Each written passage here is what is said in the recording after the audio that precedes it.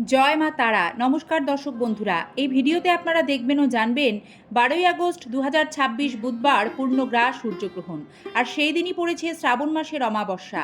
2026 সালে শ্রাবণ মাসের অমাবস্যা ও সেই দিন ঘটতে চলা পূর্ণগ্রাস সূর্যগ্রহণের সঠিক পূর্ণাঙ্গ সময়সূচি, সংসারের মঙ্গলে গ্রহণ ও অমাবস্যার মধ্যে কোন কাজগুলি করবেন ও যে কাজ ভুলেও করবেন না, সম্পূর্ণ তথ্য রইল এই ভিডিওতে। শুরু করছি মূল পর্ব। আপনারা দেখছেন সিংহরায় ডোরবেল।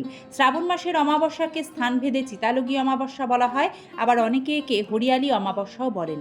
2026 সাল ও বাংলা 1433 বঙ্গাব্দে শ্রাবণ মাসের অমাবস্যা পালিত হবে 26শে শ্রাবণ 12ই আগস্ট বুধবার।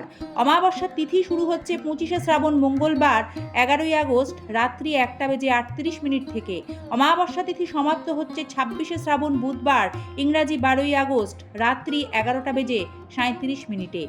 এই সময়সূচি অনুসারে এবছর শ্রাবণ অমাবস্যার নিশি পালন ব্রত উপবাস হবে 12ই আগস্ট বুধবার 26শে শ্রাবণ।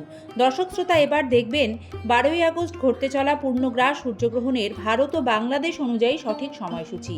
গ্রহণ শুরু হচ্ছে ভারতীয় সময় অনুসারে 12ই আগস্ট রাত 9:04। গ্রহণ শেষ হচ্ছে 13ই আগস্ট রাত 1:27 এবং বাংলাদেশ সময় অনুসারে গ্রহণ শুরু হচ্ছে 12ই আগস্ট রাত 9:34।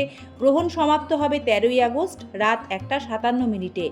13ই আগস্ট রাত এ কারণেই বলা হচ্ছে কারণ রাত 12টার পর ইংরাজি ক্যালেন্ডার অনুযায়ী পরের দিনের তারিখটিকে ধরা হয়।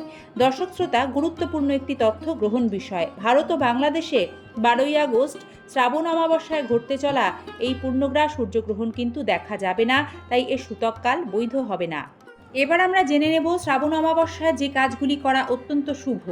দর্শক বন্ধুরা, শ্রাবণ অমাবস্যার দিন তীর্থস্থানে গিয়ে গঙ্গা বা পবিত্র নদীতে ব্রহ্ম মুহূর্তে স্নান করতে হয়। যদি সম্ভব না হয় তাহলে শ্রাবণ অমাবস্যায় স্নানের জলে গঙ্গা জল মিশিয়ে স্নান করুন। এতে পিতৃদোষ গ্রহদোষ থেকে মুক্তি পাবেন।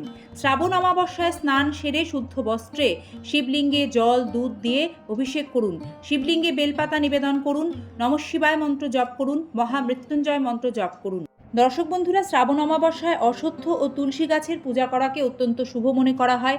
ধর্মীয় বিশ্বাস অনুসারে অশ্বত্থ গাছে ব্রহ্মা বিষ্ণু মহাদেব বসবাস করেন। এই গাছের পুজো করলে ত্রিদেবের আশীর্বাদ পাওয়া যায়, পূর্বপুরুষরা খুশি হন। তাই শ্রাবণ অমাবস্যায় অশ্বত্থ গাছে দুধ অর্পণ করে 7 বার প্রদক্ষিণ করুন। একটি প্রদীপ অশ্বত্থ গাছের তলায় জ্বালিয়ে আসুন। মনে করা হয় এই কাজে প্রসন্ন হয়ে আশীর্বাদ করেন পিতৃপুরুষেরা, এতে পিতৃদোষ খণ্ডন হয়। যেহেতু শ্রাবণ অমাবস্যা হরিয়ালি অমাবস্যা, তাই এই তিথিতে বাড়িতে গাছ লাগান, এতে প্রকৃতির ভারসাম্য বজায় থাকবে। দর্শক বন্ধুরা, মনে রাখবেন শ্রাবণ অমাবস্যায় ভুল করেও কোনো রকম গাছপালা কাটবেন না। অমাবস্যা তিথিতে তুলসী পাতা তুলবেন না। নখ চুল দাড়ি কাটবেন না। আমিষ আহার বর্জন করে সাত্ত্বিক নিরামিষ আহার গ্রহণ করুন।